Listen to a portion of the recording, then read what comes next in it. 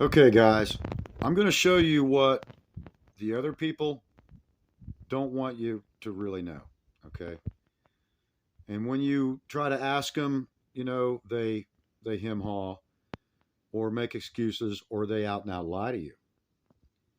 Because most coin collectors know the more uh, popular or the more populated their coins become. In other words, if they have a double die that's, an MS66 plus or an MS67 red, the more of them that show up at PCGS, the less theirs are worth.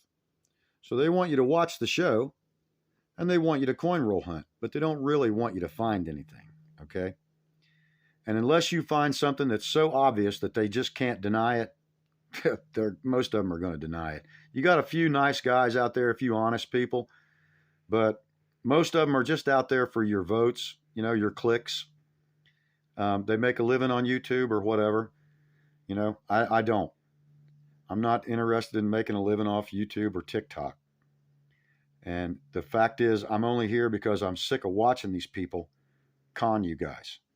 Okay. Now, if you're going to collect, you know, don't worry about older coins because if they're not brand new or look brand new without having been cleaned, they're nice to collect, but they're not really going to make you any money. Now, if you're in this to try to find the right coin to make some money on, I'm here to teach you what you need to look for.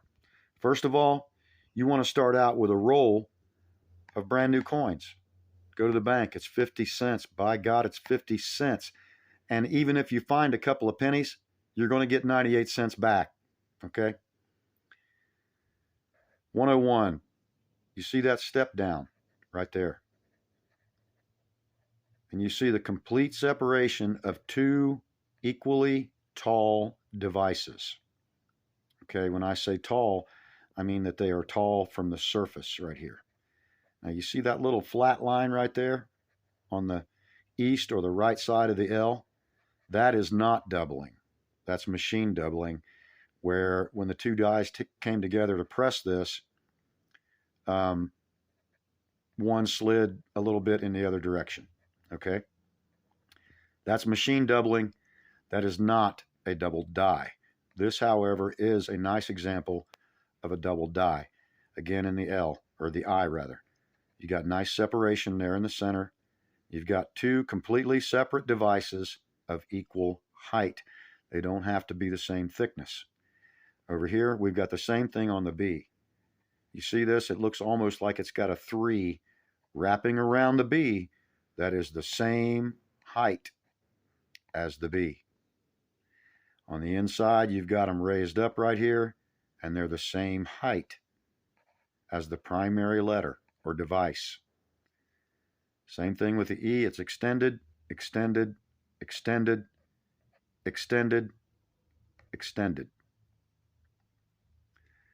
Let me move the coin a little bit. Now RTY is really doubled nicely. Again, if you look closely, you see the initial R, the outline of it right here, and it goes right around the inside right there and down. It's real sharp. Okay. But then you see the secondary R over here, and it goes way up and around and out here and down, but it's the same height as the initial R. Again, with the T, you've basically got a smaller letter on top of a bigger letter. Same thing with the Y. You got a smaller letter on top of a bigger letter. The doubling is right there to the east of the main Y. You see the separation right there. Here's the Y right here. That's the primary Y. This one on the left here on this part of the device, and on the right on this part of the device. The other Y is right here and down, and right here and down. You see, there's two completely separate Ys. This is a doubled die obverse. And as you can see, the ear is literally doubled. There is literally one ear struck over top of another one, and they're both kind of canceling each other out. But again, it's part of the die. The date is not so prevalent. The doubling doesn't stand out, but it is there. It's a narrow doubling, but it is a doubling. So we've got some carbon spots. I don't think I'm going to submit this one, but I just wanted to show it to you for educational purposes. And in the R there, we see where that serif is split right there, okay? And that part on the inside is just as tall as the rest of the letter, okay? And the R is extended way out here when that line is actually right here, okay?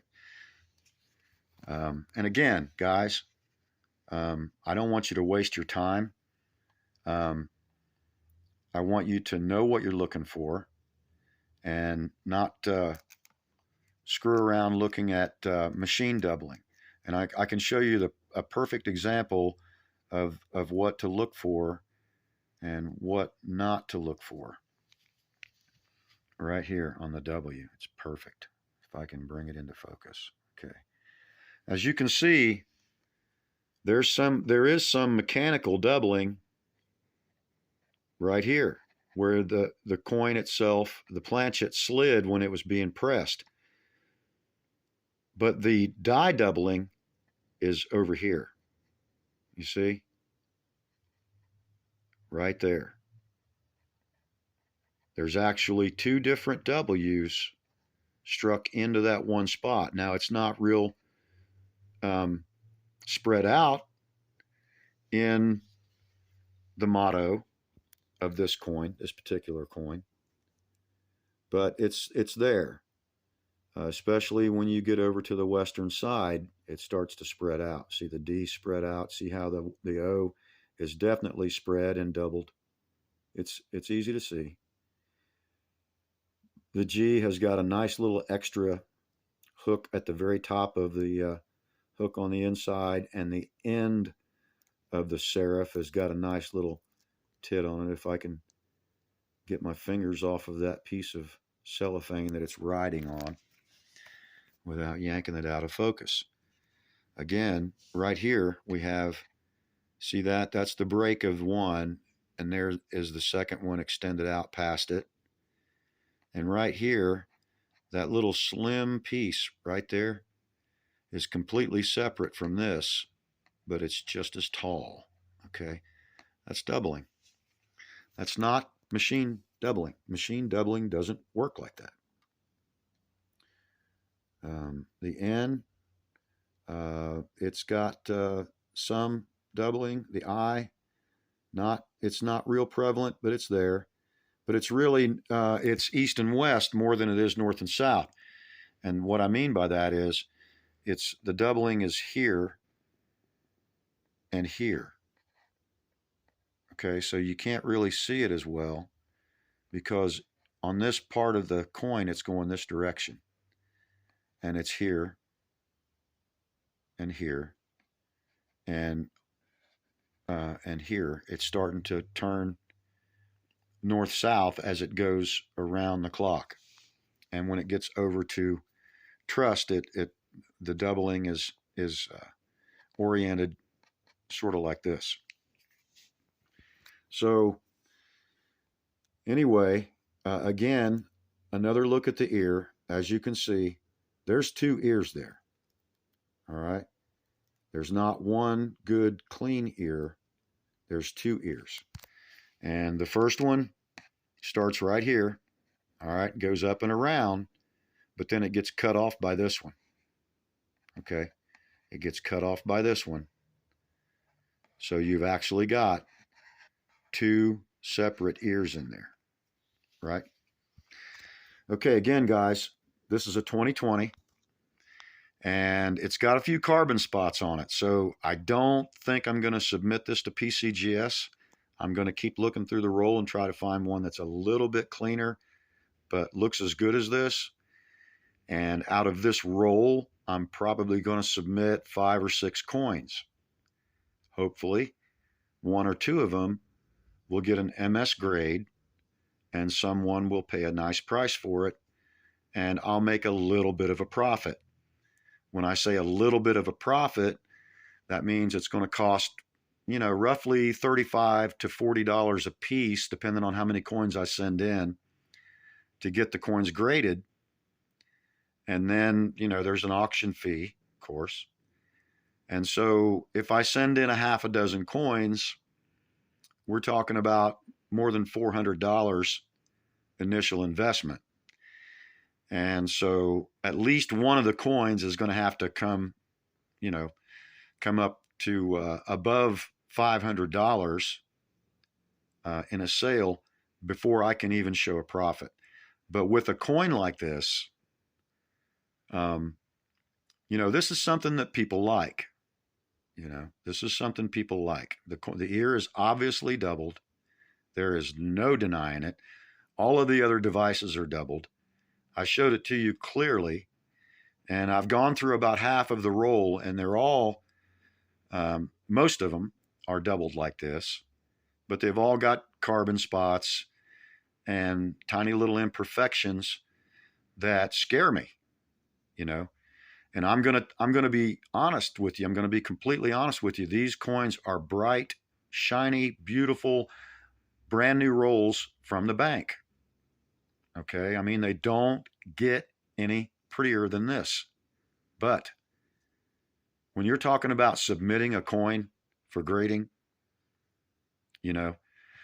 just because a coin is pretty and is a double die doesn't mean it's going to be worth more than a few bucks. And if you pay $40 to have it graded, to get that designation and then sell it, and it doesn't bring $500, it's a tough lesson. But that's life. If you're not willing to take a chance, you'll never achieve anything. Anyway, thanks for watching, guys. And remember, this is DDO 101. I'll be back.